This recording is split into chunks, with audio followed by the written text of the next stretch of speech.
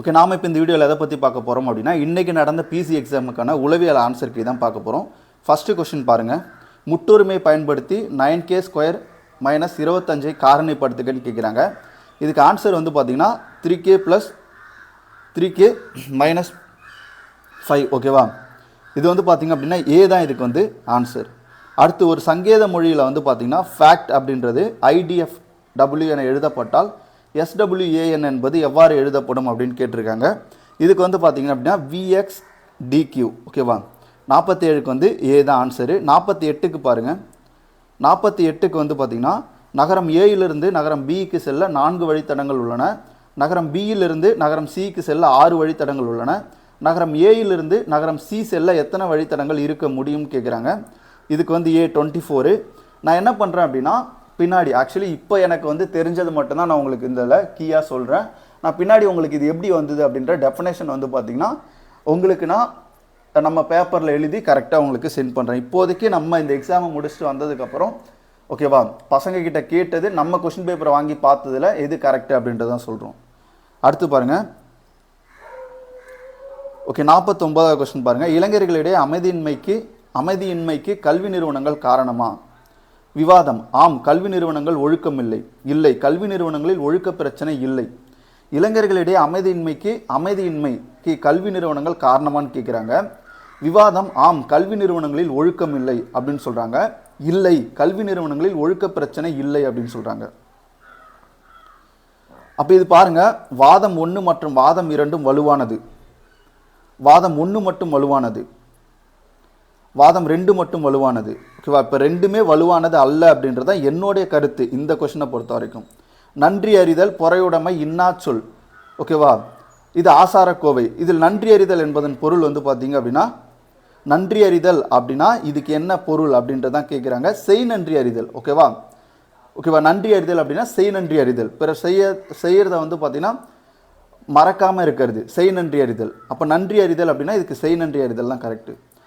அடுத்து பாருங்கள். 51வது கொஸ்டினுக்கு ஆங்கில எழுத்துக்கள் வரிசையில் கே மற்றும் வி இடையிலான எழுத்துக்களில் சரியாக நடுவில் அமைந்துள்ள எழுத்து எது அப்படின்னு கேட்குறாங்க. ஓகேவா? இதுக்கு வந்து பார்த்திங்கன்னா எந்த எழுத்தும் இதில் இருக்கிறது வந்து பார்த்திங்கன்னா இல்லை. ஓகேவா?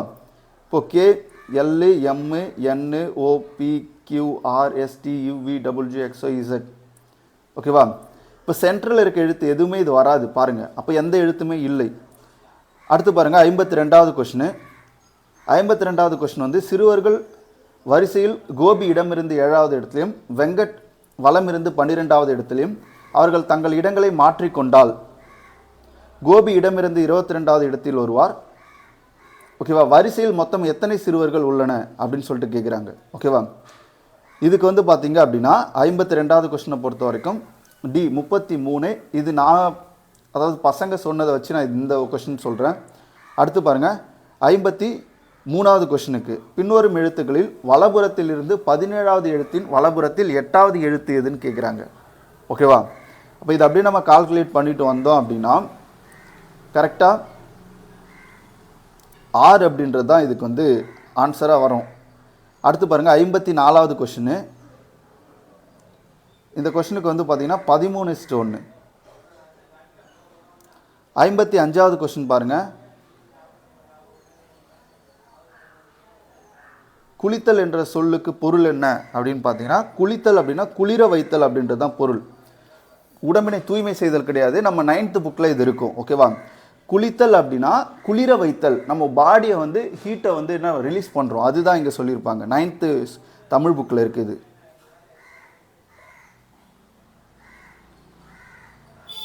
ஓகே, குளித்தல் அப்படின்னா குளிர்த்தல். ஓகேவா? டி தான் ஆக்சுவலி இது வந்து டி. ஓகேவா? குளித்தல் அப்படின்னா குளிர்தல், குளிர்த்தல். குளிர்த்தல் அப்படின்னா நம்ம உடம்பை வந்து குளிர வைக்கிறோம். ஓகேவா? அதுதான் வந்து இங்கே சொல்லியிருப்பாங்க, குளிர்தல். ஓகேவா? இதுக்கு டி தான் வந்து வரும். 9th புக்கில் வந்து பார்த்திங்கன்னா இது இருக்கும். 56வது கொஸ்டின் பாருங்கள். இதுக்கு வந்து பார்த்திங்கன்னா 75%.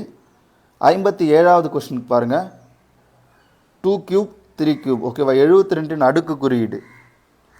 58வது கொஸ்டின் பாருங்கள். இதுக்கு வந்து டி இ தான் வரும். ஓகேவா? 59வது கொஸ்டினுக்கு பாருங்கள். C 4, 2, 1, 9, 5 metre. 60வது கொஸ்டின் பாருங்கள் பி. ஓகேவா, 36. 61வது கொஸ்டினை பொறுத்த வரைக்கும் 0 டிகிரி வரும். எக்ஸ்ஹெச் மற்றும் எக்ஸ்ஹெச்சுக்கு இணையான நேர்கோடுகளின் சாய்வு கோணம் என்னன்னு கேட்குறாங்க. அப்போ அது வந்து பார்த்திங்கன்னா 0 டிகிரி.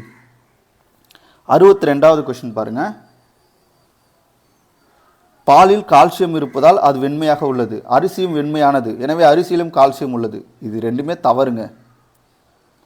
கால்சியம் இருக்கிறதுனாலே வெண்மையாக இருக்குது? கிடையாது. அப்போ 63ல் பாருங்கள், விடுபட்ட எண்ணை கண்டறி. இதுக்கு வந்து பி 255. இரவு என்ற சொல்லின் எதிர் சொல். ஓகேவா, எல். அல் அப்படின்னா இரவு, எல் அப்படின்னா பகல்.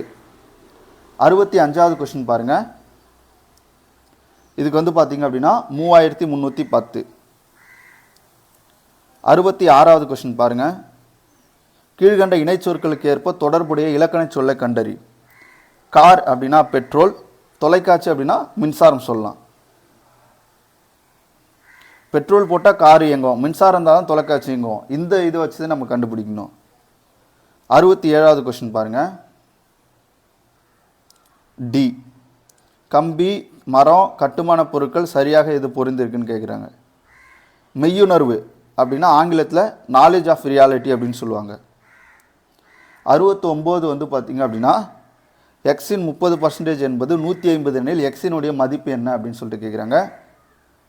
இது கரெக்டாக வந்து பார்த்திங்கன்னா 500. 70வது கொஸ்டின் பாருங்கள். கடைசி கொஸ்டின் வந்துட்டோம்.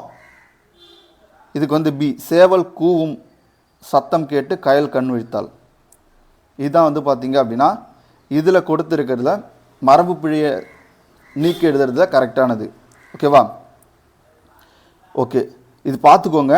இது நம்ம வந்து பார்த்திங்க அப்படின்னா இப்போது நம்ம இருக்க இந்த ஸ்பாட்லேருந்து பசங்கிட்ட கொஷின் பேப்பர் வாங்கி பார்த்ததுலேருந்து எனக்கு தெரிஞ்ச அளவுக்கு நான் கரெக்டாக என்ன பண்ணியிருக்கேன் அப்படின்னா இதில் கீ கொடுத்துருக்கேன். ஓகேவா, அடுத்து உங்களுக்கு இது எப்படி வந்துச்சு அப்படின்றத சம்மாவே உங்களுக்கு என்ன பண்ணுறேன் அப்படின்னா நான் போட்டு காமிக்கிறேன்.